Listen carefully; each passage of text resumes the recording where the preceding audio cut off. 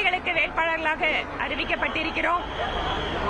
இன்று காலை மரியாதைக்குரிய பிரதமர் நரேந்திர மோடி அவர்களுடைய கூட்டத்தை முடித்துவிட்டு இருவரும் இன்று முதல் எங்களுடைய தேர்தல் பணிகளை துவக்குகிறோம். தமிழகத்தினுடைய அரசியல் சூழல் தேசிய ஜனநாயக கூட்டணிக்கு மிக மிக சாதகமாக சென்று கொண்டிருக்கிறது. ஒவ்வொரு நாளும் நாடகங்களை அரங்கேற்றிக் கொண்டிருக்கக்கூடிய திராவிட மாடல் அரசு மக்கள் முன்பாக தோல்வி பயத்தால் ஒவ்வொரு நாளும் நாடகத்தை நடத்தி கொண்டிருக்கிறார்கள். பாதுகாப்பு, சட்டம் ஒழுங்கு, போதைப் பொருட்களுடைய பயன்பாடு, தமிழகத்தினுடைய இளைஞர்களுக்கான சரியான வழிகாட்டுதல் இல்லாமை, நம்முடைய பகுதியிலே குறிப்பாக கொங்கு மண்டலத்திலே இவர்களால் உயர்த்தப்பட்ட மின்சார கட்டணம் மற்றும் சொத்து வரி தொடர்பான பிரச்சனைகள் என்று ஒவ்வொரு தரம் செல்லும் எப்போது தேசிய ஜனநாயக கூட்டணிக்கு வெற்றி வாய்ப்பு பிரகாசமாக இருக்கிறது. எங்களுடைய கூட்டணியை பற்றி பேசினார்கள். இப்போது இந்திய அலையன்ஸ்ல இருக்கக்கூடிய கூட்டணி ஒவ்வொரு கட்சிகளும் அவர்களுக்குள்ளாக இருக்கின்ற அதிருப்திகளும் இப்போது வெளிச்சத்திற்கு வந்து கொண்டிருக்கிறது. எங்களுடைய பிரச்சாரம், எங்களுடைய தேசிய தலைவர், மத்திய அமைச்சர்கள் மற்றும் பல்வேறு மட்டத்தில் இருக்கக்கூடிய அத்தனை தலைவர்களாலும் ஒவ்வொரு இடங்களிலேயும் அதற்கென்று கூட்டங்கள், பிரச்சாரம் மேற்கொள்ளப்பட இருக்கிறது. இது தொடர்பாக கட்சி அறிவிப்புகளை வெளியிடும் என நாங்களும் பார்த்துட்டு இருக்கோம். பாஜக வேட்பாளர் பட்டியல் தாமதமாக நம்ம இந்த பகுதியிலே நீலகிரி நாடாளுமன்ற தொகுதியில் 24 நின்றதற்கு பின்பாக இந்த பகுதி மக்களுக்கு சிறப்பாக உழைத்துக் கொண்டிருக்கக்கூடிய மத்திய இணையமைச்சர் திரு எல் முருகன் அவர்கள் சட்டமன்ற தொகுதிக்கு வேட்பாளராக அவிநாசிக்கு அறிவிக்கப்பட்டிருக்கிறார். இந்த பகுதி என்பது பாரதிய ஜனதா கட்சிக்கு மிகுந்த முக்கியத்துவம் கொடுக்கக்கூடிய பகுதி மட்டுமல்ல, மக்களுடைய ஆதரவும் நிறைய இருக்கக்கூடிய பகுதி. அதனால் இங்கு போட்டியிடுகின்ற அத்தனை தேசிய ஜனநாயக கூட்டணி வேட்பாளர்களும் கடந்த முறையை போலவே 10க்கு 10 போன முறை எடுத்தோம். இந்த முறை அவிநாசியை சேர்த்து கோயம்புத்தூர் மாவட்டத்தில் 11க்கு 11 வெற்றி பெற போகிறோம்.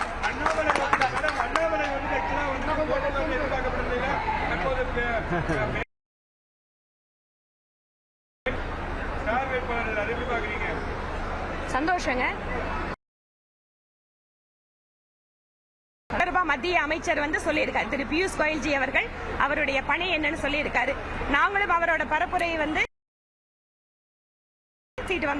எந்தெந்த தேதியெல்லாம் வரதுன்னு இன்னைக்கே கொடுத்துட்டாரு. நாளைக்கு மாலை கோவை வடக்குக்கு வராரு.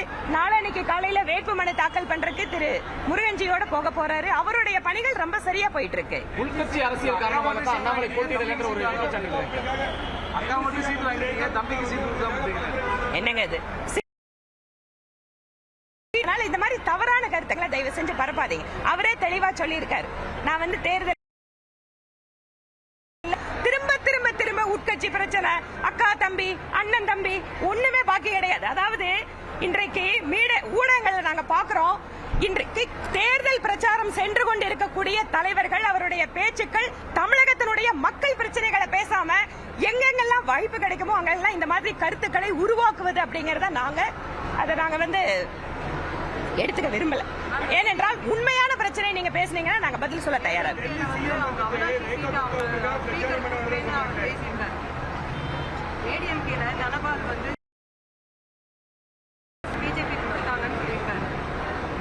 சரி,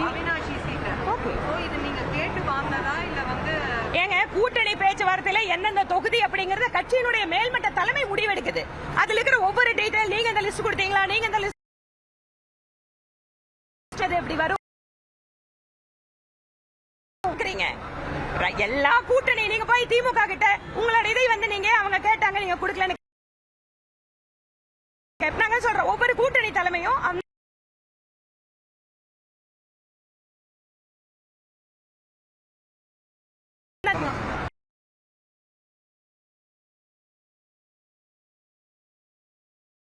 மரியாதைக்குரிய திரு நரேந்திர மோடிஜி அவர்களிடத்தில் நாங்கள் ஆசி பெற்றுவிட்டு நம்முடைய சகோதரி கோவை வடக்கு தொகுதியில் அதேபோல்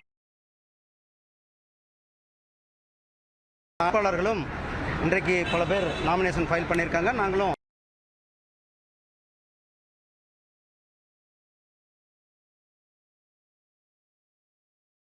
நோக்கம் திராவிட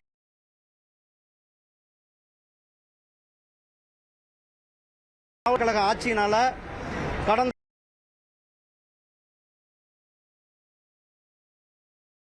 இன்றைக்கு தெரிந்து கொண்டிருக்கிறது. குடும்ப ஆட்சி, திமுகனுடைய குடும்பம், கலைஞர் அவர்கள், ஸ்டாலின் அவர்கள், உதயநிதி அவர்கள், இப்போ இன்பநிதி, இப்படி ஒரே குடும்பம் தான் தமிழ்நாட்டு ஆட்சி அமைக்கணுமா? இதெல்லாம் நாம வெளியில திமுகவை அனுப்ப வேண்டும்.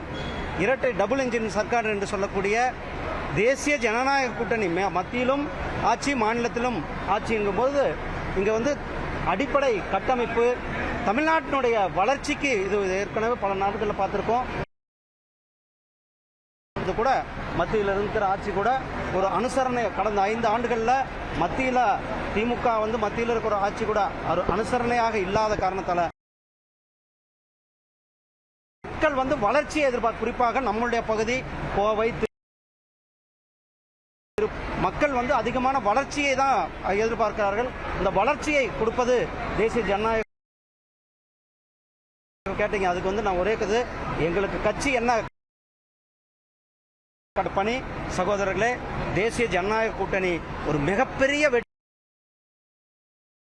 முன்னேற்ற கழகத்தை வீட்டுக்கு அனுப்பிவிட்டு எங்களுடைய தேசிய நன்றி மத்தியிலும் தேசிய ஜனநாயக கூட்டணி, மாநிலத்திலும் தேசிய ஜனநாயக கூட்டணி. ஆனா கட்சி என்ன வேலை சொல்றதோ அதை செய்வதுதான் ஒரு சாதாரண சோல்ஜருடைய கனவு. கட்சியினுடைய ஆமா, நான் இது கட்சியினுடைய விருப்பம், இது என்னுடைய விருப்பம் அல்ல, கட்சியினுடைய விருப்பம். கட்சி எங்களுடைய வேலை, உங்களுக்கு விருப்பத்துக்கும் என் விருப்பத்திற்கும் எங்க கட்சியில் இடம் கிடையாது. புரியுதுங்களா?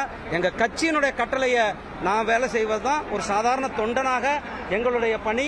அந்த பணியை நாம் செய்வோம். நன்றி அண்ணா.